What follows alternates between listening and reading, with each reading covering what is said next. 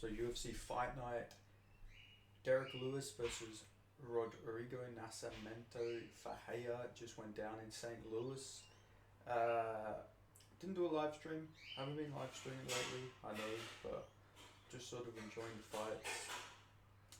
Maybe I'll start live streaming again soon, but probably be when I get monetization, because there's just no point in me live streaming. It doesn't seem to bring in too many views and everything. But anyway, that outside the way, good card. JJ Aldrich versus Veronica Hardy opened up the card. I doubted her. I picked against her once again, and Veronica Hardy goes in and proves me wrong. I think I picked JJ Aldrich, but I can't even remember, to be honest. But Veronica Hardy gets it done, and yeah, she just keeps just keeps winning. Good on her. She's not bad. She's pretty good. She's young as well. Like,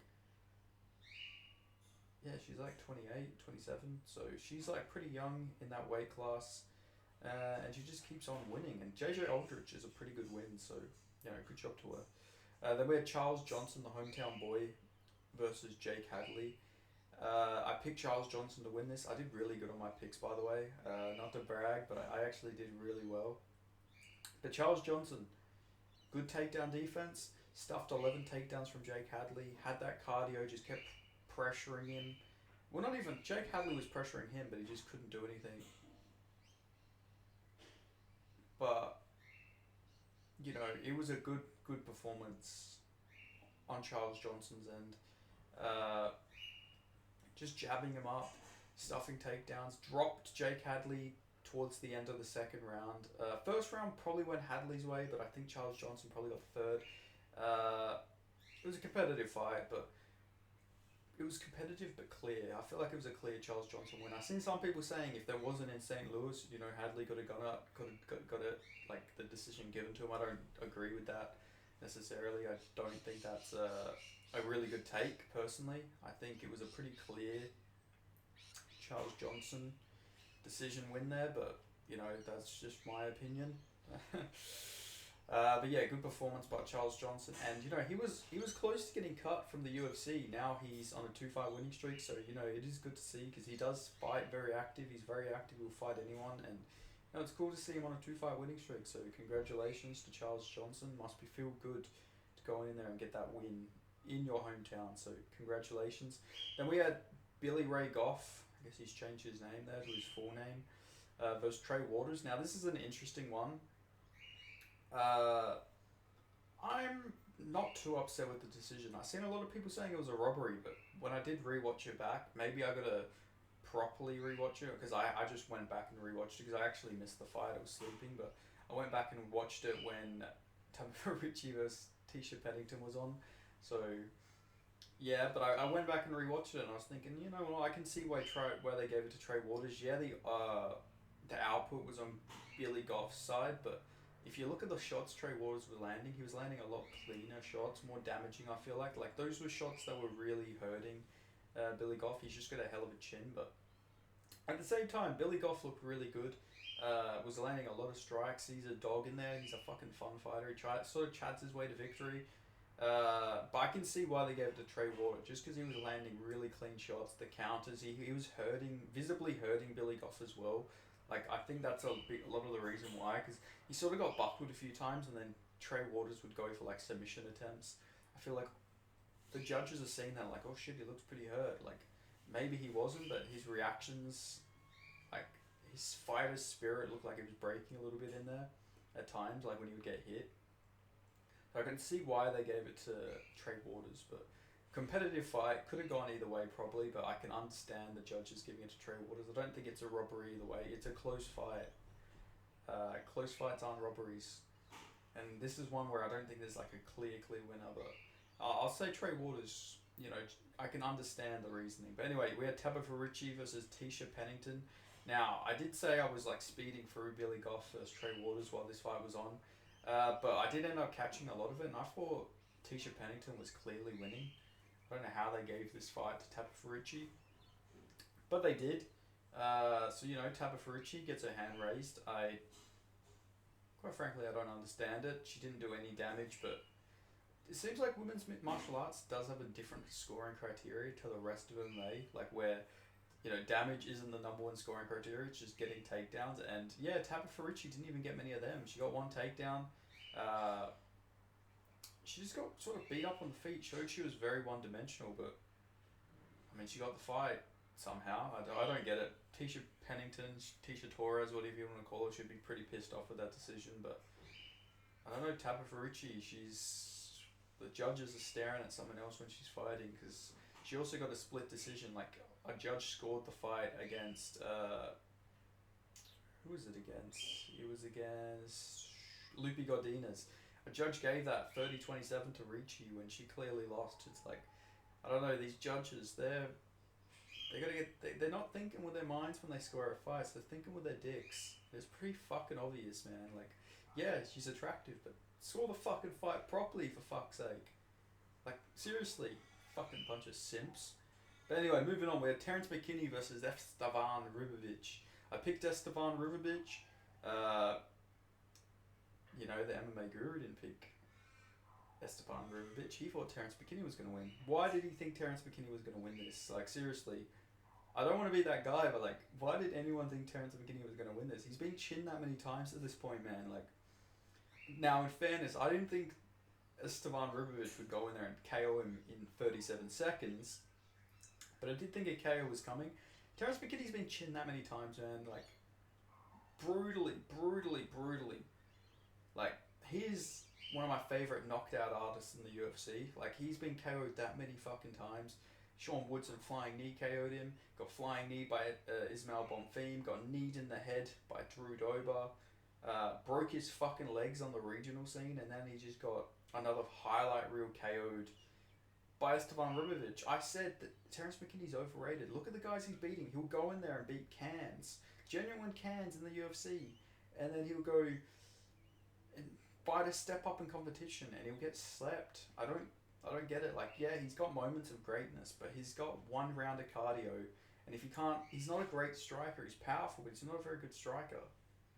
He beat Brendan Moret, who shouldn't be in the UFC, and then he fought Mike Breeden, who didn't throw a fucking punch back, and then he got choked out by Nazim Sadikov, KO'd by Bonfim, chinned by Drew Dober. Like, it's just the story of his career, man. He got triangle choked by Derek Minner. Like, I'm sorry, I'm really shitting on him. I feel, that I'm just saying, like, I don't get why so many people were so confident in Terence McKinney getting this one done. I thought it was clear he was going to lose this fight. And he did. He got fucking head kicked, and it was weird. Like, it was like he was crying when he got KO'd, like, literally, or smiling. It was so fucking bizarre. Like, it's one of the weirdest reactions I've seen, because as he got KO'd, his face was just like in a state of, I don't know if it was happiness, if it was some euphoria by being knocked out or something like that, but it was a fucking weird reaction to being KO'd. Like, he was out cold with like a smile on his face or like a crying motion on his face. It was like, I couldn't tell which fucking one it was. But Esteban Ribovic, 2-1 in the UFC. I've been hyped on this guy for a very long time. I love watching this guy fight. Viva la Argentina. Guy's a fucking beast. So yeah, respect. Esteban Ribovic gets it done. Maybe he can fight in the spear or something like that, or maybe be even more active. The guy's young as well. He's like, what, 22 years old or something like that? He's pretty fucking young. How old is he? Man, he was meant to fight Elvis Brenner as well. That would have been such a sick fight. They should rebook that, actually. Elvis Brenner's coming off a loss now. Oh, never mind. I'm completely fucking wrong. He's 28 years old. I'm thinking of Prado then. Jesus, my bad. Yeah, he's much older than I thought. Yeah, clearly not 22. I don't know why I thought that, but still, good performance. Good performance by him. Then moving on, we had Chase Hooper versus Vladisław Borishev. I picked Chase Hooper, guys. I picked Chase Hooper. MMA guru did not. Lucas Tracy, I don't know who the fuck he picked. I'm just saying, I did good for picks on this card, and I'm going to fucking just brag about it a little bit. Yeah, I'm a smaller channel. Yeah, I don't have that fucking following that those two guys have, but my fucking picks are fucking solid. Like, yeah, oh, I don't have the subscribers. Who am I? I'm fucking good at picks. Anyway, Chase Hooper, I didn't expect him to knock down Vyacheslav Borishev, the fucking kickboxer. That was not how I had the fight going, but he brutally fucked up Slavicals in this fight. dropped him, beat him up on the ground, put like a Tom and Jerry type of walt on his fucking head. Like it was like, you know, in like the cartoons where like someone hits them in with a cartoon fucking hammer and they just builds like a fucking hematoma on their head. That's what Borislav had in this fight. Chase Hooper beat that ass. He beat the shit out of him. Like he really, really badly beat him up. Took him down, elbowed him in the head. I tell you guys, Chase Hooper is like a mythical fighter in this lightweight division. That is his division. He should never have been at featherweight. He is built for lightweight. His skills match up a lot better in this lightweight division. He's a good striker, weirdly enough. Like his striking has improved. You know, like he can drop people. He just dropped Borislav. He's got more power at lightweight. He's long as well, so he's got that sort of lanky type power. And this guy's like forever improving. He's got really good cardio. Like he didn't like Bisping kept saying like, oh, he's slowing down, Chase, but he didn't look like he was slowing down. He just kept throwing. You know that he's got good cardio. He beat Nick Furore, which isn't the greatest win, but he did that better than Rebecki, who I'll get to soon. Beat Jordan Levitt, choked him out better than Paddy Pimblett, and then he just went in there and destroyed Slava Claus, who's like an amazing striker who couldn't do anything to Chase Hooper at all. You know, yeah, he's got losses at featherweight, but like that, I don't think that's a weight class he should ever have been fighting at. But yeah, I love him at this weight class, man. I fucking love Chase Hooper as a lightweight. I think he can go far. Obviously, let's not step up the competition too highly. You know, this might be a fucking bad matchup to do, but let's do him versus Tony Ferguson. There's not too much of a chance Tony gets KO'd. I feel like that's a good fight. Yeah, Tony Ferguson probably loses, but it's a good step up for Chase. And it can probably give him like a pretty good, like more time to develop as a fighter. He's still really young, guys. Like he's like 24. I think he turns 25 in December. Like he's still fucking very young. I remember when people were saying like you need to get him out of the UFC, he needs to go develop his skills, but he's developed his skills. He's not like super active. He's just taken time to prepare, train at Wonder Boy's gym, and I think this guy, I really do think Chase can go far in the future, man. He looked really good. Really impressed with him here. Then we have Waldo Cortez Acosta versus Rebelis de Spain. Ah, man. Like, seriously, I didn't want to see this hype train die off so quickly. I love watching Rebelis fight. He's a beast. He's big. He's powerful, but he's got no grappling. I shit you not, I have better get-ups and takedown defense than Rebelis de Spain. Has he not trained any fucking sprawling or any fucking get-ups at all in his life? Like, there was so many times that he didn't even try and push off the cage. He might have been able to get his momentum to push Waldo off him. But instead he just like sort of laid there. He had nothing. Didn't try and get hooks. Didn't try and do anything to fucking roll him over. You know, he just sort of gave up. Like, as soon as he got taken down, he's like, oh, well, I'm going to stay here for the whole round. Like, he didn't try and fucking get his way out. Didn't try and push off the legs. Like, just didn't do anything. It's like he's never grappled in his life. Like, this is beginner type stuff. I'm not saying I'd beat Rebelis in a fight. He's much bigger than me. He'd probably knock me the fuck out. Not probably, he would. But like, if I can get a fucking takedown on the guy, what's he gonna fucking do? Like, is he gonna be able to get back up? Yeah, I'm much smaller than Rebelis, but like, this is what I'm saying. Like, he's trained no grappling. It's like, you could put him in there against fucking Sean Brady or some welterweight, and if they get a hold of him, they're probably gonna get him down. Like, even fucking Makachev, a lightweight would take him down. You could probably even go to fucking Isaac Dolgarian could probably take the guy down and hold him down. Like, he literally had nothing. Like, Waldo Cortez isn't a fucking wrestler. He's a boxer, and he held you down. How is he gonna do against the Curtis Blades? Like, imagine him versus fucking J. Elton Almeida. Like, it's crazy, man. It's crazy. Like, that is one of the worst ways I've seen a hype train die. Because, like, his striking's good. At a level, you know, it's decent. But he's just got no fucking takedown defense. And he's 35, but at the heavyweight division, it doesn't fucking take much. Like, he could still come back. I don't think he's completely done at this point. But horrible showing from Rebelis de Spain. And horrible from Cortez Acosta as well, I'm not going to lie. Maybe do him as Derek Lewis. Maybe him versus Justin Taffa. That'd be a cool fight. Or Junior Taffa. I don't mind which one. Waldo will probably just fucking shoot on Junior, to be honest. But still, it was a fun fight. I enjoyed it. No, I fucking didn't. What am I fucking saying? Sorry, that's like... Why did I just say that? I don't know. I'm just gone into fucking. I don't know. I didn't enjoy it. It was shit. It was a horrible fight. Sorry, I don't know why I said that. No, I didn't enjoy that at all. Then we had Alex Caceres versus Sean Woodson. Not like an amazing fight. It was sort of like pitter patter. It was a pitter patter type fight. Alex Caceres was landing some hands in this fight as well. He's generally getting his shots off on Sean Woodson, but Sean Woodson's just so fucking tall and long in this weight class that like Alex Caceres is sort of negated by that. A lot of good leg kicks by Sean Woodson in this fight, mixing up the leg kicks. He is originally a boxer. I think they said he was like 46-6 or some shit like that as an amateur, and then obviously he fought as a heavyweight boxer as well. But yeah, he's fucking long. Didn't look too. It wasn't like an amazing performance, but I think he probably did win the first 2 rounds. One of the judges giving that 30-27 to Woodson is a fucking disgrace. Alex Caceres clearly won that third round. These judges are fucking full of shit. Horrible judging on this card, by the way. There was some pretty weird decisions and scorecards, but still, Sean Woodson gets it done. He calls out Bryce Mitchell. Bryce Mitchell, I'm down, brother. Yeah, 5 fight you any night. You fucking give me a date, brother. When and where, brother? I'm coming, brother. Arkansas versus Missouri, brother. Like, he was ready. Seems like Bryce Mitchell's down for the fight. I'd love to see it. If I'm Sean Woodson, I'm just practicing them fucking knees I got McKinney with, because I don't think his takedown defense is too great. But he's so long, he's like, how's Bryce Mitchell going to get a fucking hold of this guy? He can just kick you from afar. But Bryce Mitchell got that Arkansas strength, brother.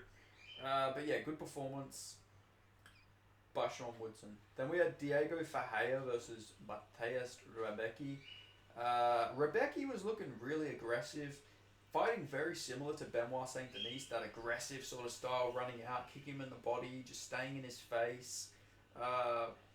Just winging a lot of big, powerful shots, but not a lot of these shots were landing, I feel like he was throwing a lot of shots that maybe were landing, but not too cleanly. Like, I can see why he gassed. He was just pumps. Like, he was just on the fucking pumping the gas the whole fucking time. He was in his face, throwing big shots, swinging. Oh yeah, by the way, I picked Sean Woodson in that last fight, and I did pick Rebecki in this fight, but I had a weird feeling Ferreira was gonna win, but I didn't pick him, so I'm not gonna like say, I had a feeling. But yeah, Ferreira makes a bit of a comeback. He did get dropped in the first round, but it was like immediately after a headbutt. So I was sort of like, oh fuck, if Rebecki gets a finish here, it's going to turn into a no contest. But luckily, I guess he didn't get the finish there, so the fight continued. But it was, it was a good performance by Diego Ferreira. He came back at 39 years old. He's got the best fucking cardio of his career somehow. He looked really good. He was just fucking beating up Mateus Rebecki. Rebecki's, both of his eyes were closed. His face was destroyed. Yeah, he fucking got whooped. And it's just not been good for these next-gen lightweights, if you want to call them the next-gen. Like, these guys aren't the next generation. These guys are just getting whooped. But I think Rebecki will be back. He's very young. Not very young, but he's 31. He's still good, in my opinion. He just sort of needs to manage his output a little bit. Anyone's going to gas fighting at that output. But it's a shame because he's a fun fighter. But Diego Ferreira gets it done. Then moving up, we had Carlos Ulberg versus Alonzo Menifield. This was fucking crazy. Alonzo Menifield just runs out, swinging like a fucking maniac. Seems like he maybe slipped or got knocked off balance. Gets up, gets knocked down, and then gets up again and gets fucking knocked down once again. He lands right on his fucking ass. And so I seen people saying it was an early stoppage, but the way he got dropped, he literally was out for a second. And if they would have let that keep going, Carlos Ulberg would have fucking boom, whacked him right in the fucking face there. And it wouldn't have been a nice visual. It was a good performance. We don't really learn too much about Ulberg here. We know he can KO Alonzo Menifield. I predicted Ulberg to get this one done. I just thought too sharp for Alonzo Menifield. Yeah, Dustin Jacoby lost, but Dustin and Jacoby don't have that cardio like Carlos Ulberg does. So good performance by Carlos Ulberg here. Looked really good. Caught out a top 10 opponent. Anthony Smith sounds pretty good. Carlos Ulberg, Anthony Smith, UFC Perth. Who says no? Maybe Anthony Smith, but I think that'd be a good fight. I'd love to see that one. Because what is Anthony Smith even ranked in that weight class? He's got to be like 8, right? Like, especially he just won, so he's got to be getting like, he's number 10. Olberg said he wanted number 10. He wanted the top 10. And we're more 10 in that weight class than Anthony Smith. That'd be a good fight. I'd love to see him versus Smith. I think that's a good fight for Olberg. Somebody who's not really good at checking leg kicks, who takes a lot of leg kicks, plays right in the game of Carlos Olberg. Wins that fight. He said he wants a top 5. Who says fucking no to Carlos Olberg versus Jan Blachowicz or something like that? They're good fights. There's some good fights for Carlos Olberg. But yeah, he looked good. He really did look good. Then we had Joaquin Buckley versus Nascimento Ruzabayev. I had a lot of comments from Uzbeks. I had a lot of dislikes from my prediction of Joaquin Buckley versus Nascimento Ruzabayev. I had a lot of dislikes from Uzbek fans and some comments saying, Ruzabayev, crazy KO Bauer, and all this stuff. But I knew Joaquin Buckley was going to win this fight. I just didn't rate Sultan that highly in this matchup. This is another one who MMA Guru picked. He picked Sultan to win this fight. I don't get why. The cardio was there for Buckley. The weight cut's going to be a lot better for him. And he's just better. He goes in there and he showed it. Took him down immediately. Sultan had nothing he had no takedown defense against Buckley. Got dropped, he got beaten up. Could have got finished in that 3rd round, which is what I predicted. I predicted a 3rd round TKO because Buckley had the much better cardio and he was going to come on stronger, but that ref just didn't want to fucking stop the fight. But Buckley gets a clear win. 1st round could have gone his way, but I can see the argument for Sultan, but 2nd and 3rd, clear Buckley rounds. 2nd could have been 10-8, I think, and 3rd was probably also a 10-8. Might be getting them mixed up. I think the 3rd was probably just a 10-8, but great performance by Buckley. He looked good. He called out Conor McGregor. You're not going to fucking fight Conor McGregor. Why waste the fucking call out? But he called Conor McGregor's mum a whore, his grandma a whore, his granddaddy a whore, his whole bloodline is whores. He said he researched their family tree and they're all hoes. So, yeah, fucking brilliant. Yeah, nice to do that on Mother's Day. That's a nice way to talk about somebody's mother, but it is what it is, I guess. Buckley gets it done. He's not going to get McGregor. Call out Sean Brady. Sean Brady's the fight. That's a good matchup for him as well. Like, generally, he could beat Buckley. He could beat Brady. That's a good matchup for him. This guy's stronger, good takedown defense. I want to see that fight. Book Joaquin Buckley versus Sean Brady next. Then we had the main event. Derek Lewis, comeback KO, 3rd round. He was getting taken down. Not really too much damage from Nascimento, to be honest. He was taking him down, but he wasn't he was doing jack shit with it, man. Like he got him down maybe once, but didn't really do anything with it. Derek Lewis knocks him the fuck out in the 3rd round, wobbles him, and then just pounds his fucking face in. Somehow, Nascimento can go in there and take all of these big shots from Derek Lewis round after round, but gets immediately chinned by Chris Daukaus. I don't understand this sport sometimes, but Derek Lewis, does go in there and chin him, so thank fuck for that. There's at least some logic in the sport, but I don't know how he tanked those big shots, but Derek Lewis gets it done over Nascimento. But Nascimento looked decent in this fight. He didn't look like horrible, he didn't look like outmatched, but nobody ever does against Derek Lewis. It's all about his power. Derek Lewis is just a powerful, powerful man. He's not really technical, but Derek Lewis got a nice takedown early. But yeah, anyway, he got it done in the 3rd round. Good for him. Him versus Jairzinho Rozenstruik. Let's fucking book this fight already. I've been wanting this fight for about fucking 5 years now. Let's just book it. That's the fight that makes sense. They haven't fought each other. Book that fucking fight, please. But yeah, thanks. That's my reaction and recap for UFC Fight Night Derek Lewis versus Rodrigo Nascimento Ferreira. A little bit of a longer video here. I owe you guys that much. Didn't live stream.